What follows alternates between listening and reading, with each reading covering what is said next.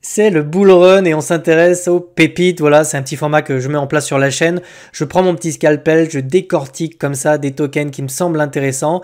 Et IO semble intéressant, token plutôt cloud computing, intelligence artificielle. Donc on est vraiment sur une grosse narrative. Donc je vais t'expliquer pourquoi ce token m'intéresse et quelles sont les profitabilités, les pourcentages de rentabilité qu'on pourrait avoir sur cette charte-là.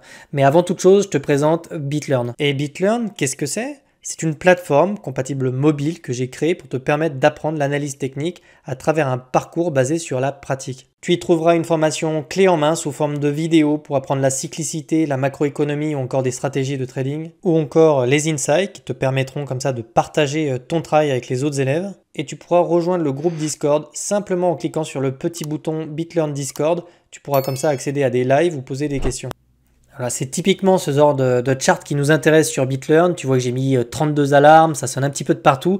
Et c'est justement parce qu'il y a des charts comme ça qui commencent à partir et qui nous montrent comme ça des petits signaux haussiers qu'il faut très vite anticiper pour essayer de rentrer au bon moment. Alors pourquoi IO m'intéresse? Pour plusieurs raisons. Déjà, ce qu'il faut regarder, c'est la dynamique qui était en cours. Ce qu'on peut déjà regarder sur ce token-là, c'est que si on prend les deux résistances qui sont ici, on voit qu'on est passé de l'autre côté. Tu vois qu'on n'a pas été repoussé ici. Au contraire, au moment où on accroche en fait cette droite qui rejoint les deux résistances ici, tu vois qu'on a tout de suite une réaction. Donc ça nous montrait que sur IO, on commençait à retrouver un petit peu de momentum. Mais c'est pas ça le plus intéressant. Moi, ce qui va m'intéresser maintenant, c'est cette période d'accumulation. Donc on va enlever cette droite, on va la mettre en pointillé pour pas qu'elle parasite trop notre analyse technique. On va déplier notre chart parce que ce qui nous intéresse, c'est de vraiment regarder ce qui s'est passé à l'intérieur.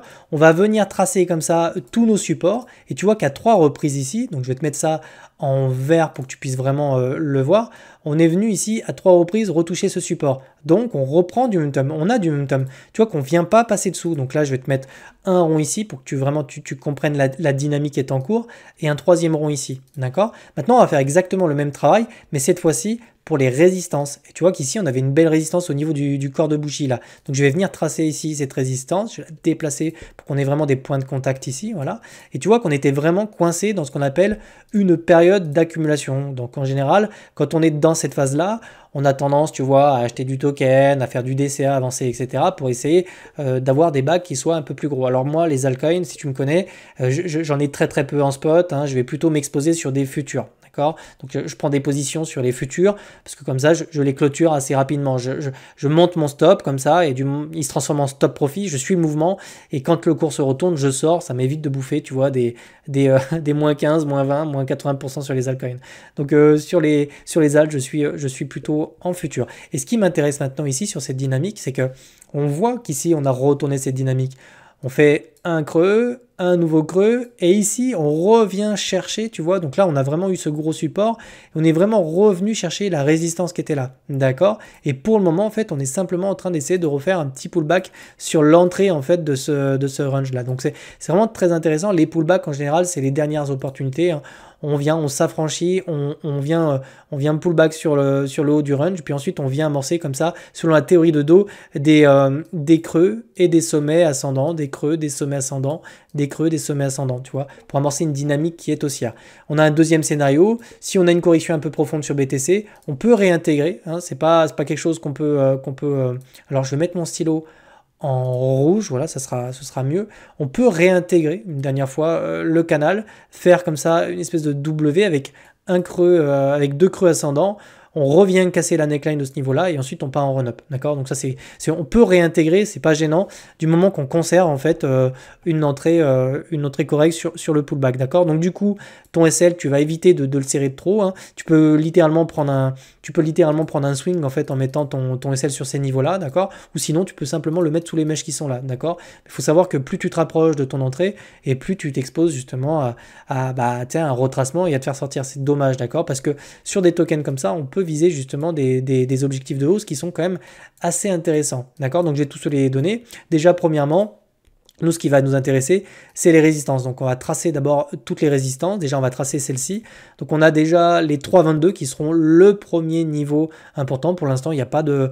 Il y a le petit support qui est là. On fait un pullback. Enfin, on est rejeté par le support qui est là, mais rien de méchant. Pour moi, l'objectif prochain, c'est les 3,21. D'accord. Ensuite, on n'a pas vraiment grand-chose, hein.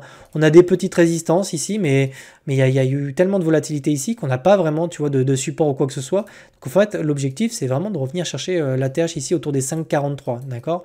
On peut également se servir du Fibonacci pour essayer de trouver, donc on va se servir des mèches ici, pour essayer de trouver une localisation durant laquelle on pourrait éventuellement placer des ordres de profit, tu vois. Donc là, ça va être la zone Fibo des 78,6, 61,8. Donc là, je rentre un peu dans la technique, mais t'en fais pas, c'est simplement des niveaux techniques ici, des niveaux institutionnels qui nous servent en fait à prendre des profits, d'accord, et durant lesquels souvent le prix vient bloquer ou vient se retourner, d'accord.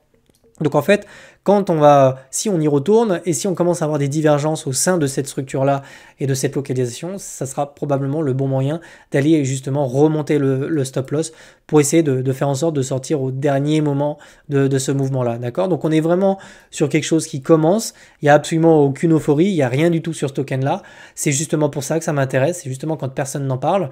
Donc pour l'instant, on est tout juste en train de sortir la tête de l'eau, tu vois ici, et l'objectif c'est un pullback et essayer de commencer à amorcer quelque chose. Et tu verras que quand on commencera à prendre de la valeur, tout le monde va commencer à en parler et c'est comme ça qu'on se retrouve avec justement des phases un petit peu paraboliques. Donc vraiment, on a différents objectifs à surveiller.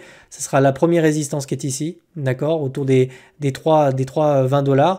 Ensuite, on a une autre résistance autour des 3,80 $. Et sinon, on va directement se retrouver aux 5 $ et plus parce que c'est ici une zone très intéressante. Si toutefois on vient casser, parce il se peut qu'on ait une belle narrative, c'est quand même de l'intelligence artificielle et tout.